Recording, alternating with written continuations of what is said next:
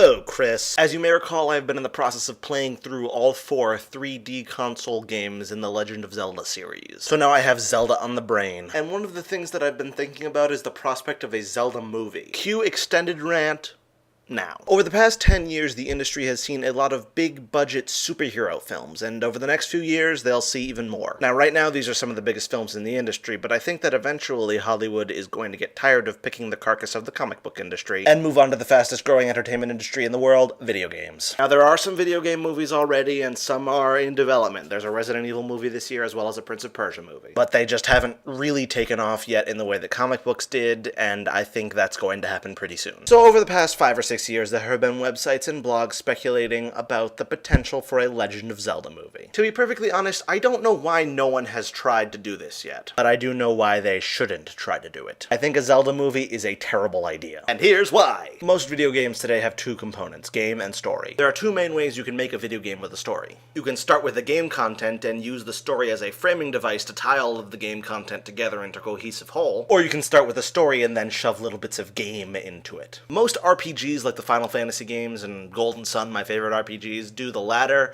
but Zelda and a lot of adventure games do the former. Game-wise, Zelda is all about finding a dungeon, going into the dungeon, facing a bunch of obstacles, i.e. puzzles and enemies, and then fighting a boss who happens to be in the final accessible room of the dungeon, and then going outside and finding another dungeon. Story-wise, Zelda is all about saving Hyrule from Ganon, which can only be done by collecting a series of items like a set of 3 jewels or fragments of a shattered Triforce or whatever that all happen to be in the possession of the dungeon bosses. See how the story content exists to weave together the game content. Now, as anyone who's ever tried to construct a story knows, a story has 3 essential elements. That would be the characters, the setting, and the plot. And while Zelda has these things, and they work really well, I'm going to explain why they only work in the game context. First, characters. A movie needs a really strong protagonist. The protagonist of the Zelda games is Link. Link never really speaks a word, and all we know about him comes from how the other characters react to him, which basically only tells us that he is courageous and determined. This makes him a great video game protagonist, because he never gets in the way. We can identify directly with him because he is us. He is our direct link into the game world. But that is exactly what would make him a terrible movie protagonist. Since we don't know anything about him, that would mean the filmmakers would either have to make him the most boring guy in the world or invent a personality for him, which would immediately ruin the Zelda spirit. See the 1989 cartoon for details. The other main characters, Princess Zelda and the Dark Lord Ganon/Ganondorf, aren't much better. Link spends so little time interacting with them that they never really develop into something that would be worth watching a film about. Zelda's really just a generic princess in distress, and Ganondorf is just a really generic menacing bad guy. There are interesting characters in the Zelda series. They're the characters Link interacts with, the minor characters. And having good minor characters, frankly, isn't enough for a movie. Next, setting. Listen, I don't want to sound like I hate the Zelda games, because Hyrule, or whatever overworld they use in a particular Zelda game, is always really well done. It's chock full of things to explore. It's great! Even if they do insist on putting all of the interesting parts on the periphery of a gigantic empty field. But exploring the world isn't something you do in a movie. At best, you watch the characters explore, which would leave us with the feeling that they shouldn't be exploring, they should be progressing. There's only so much time in a 2-hour movie, and I don't want my time wasted by seeing what happens when Link wonders what would happen if he somersaulted into that tree. So finally, plot. Zelda games all have a really generic plot. You have to collect all 3 of the magic whatevers and you think you're all set, but then a plot twist happens, so you have to get all 5 of the sacred whoosy-whatsits. And that works great for an adventure game for the reasons I mentioned before. What would it be like in a movie? Link would go into an ice cavern, fight an ice-themed bad guy, and then leave. Link would go into a forest temple, fight a plant-themed bad guy, and then leave. Link would go into a mountain, fight a lava-themed bad guy,